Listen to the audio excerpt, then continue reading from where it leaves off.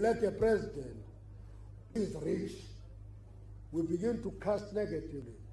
We have a president who has money, who is wealthy, who will not be tempted to steal.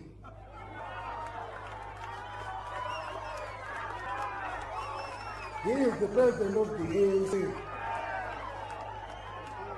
He is wealthy, he is rich. If he steals, we'll ask him, why do you steal? Because you have enough. We'll ask him, why do you steal? You have enough? That's it. Thank you very much. We love all of you. We're here today. Thank you.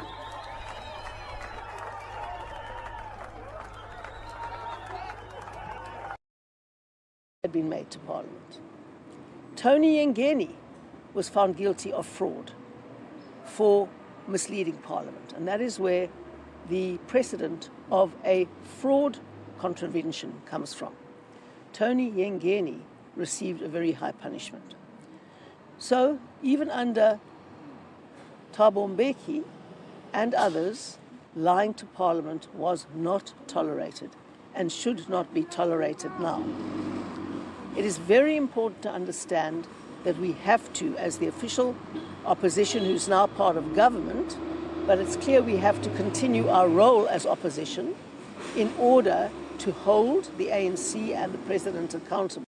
I'm struggling to understand what line could possibly exist here, because essentially the minister is still not saying, "Askisi South Africa that I lied to you, Askisi Parliament that I lied to you." She's calling it a misunderstanding. I find it very hard to believe that the minister didn't know that Advocate. There are several precedents to this in South Africa's history, both during our democracy and before our democracy. Before our democracy, you will remember the information scandal. Most of you weren't born yet, but I was in your shoes because I was a journalist in Parliament covering the information scandal.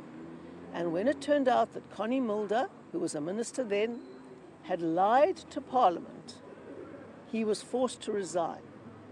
And when that lie could be linked to John Vorster, who was the president, the prime minister at that time, we had a change of constitution in the meantime, of course, he was forced to resign as well from the presidency of the country.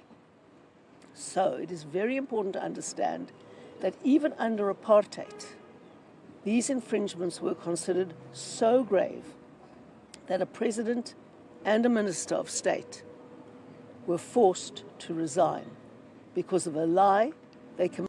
I'm struggling to understand what line could possibly exist here, because essentially the minister is still not saying, "Askisi South Africa that I lied to you, Askisi Parliament that I lied to you." She's calling it a misunderstanding. I find it very hard to believe that the minister didn't know that Advocate Motaung didn't effectively chair this panel. And she knows very, very well who those people are because she would have appointed them. And if indeed they existed, these people, it is the advice that she would have used to appoint the CETA board chairpersons that we saw. So as far as the Democratic Alliance is concerned, this still doesn't bury the problem.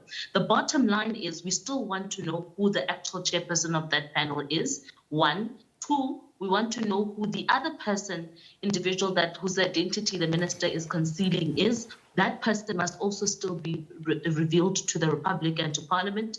And then number three, we want all the people that you've already listed, all four, including Advocate Motaung, actually all five of them, must come before Parliament to explain their involvement within the process. We want a full detail of the minutes of the meetings that they would have had, but it doesn't end there. We also want the report that was sent to the NSA, the National Skills Authority, to recommend the appointment of these people.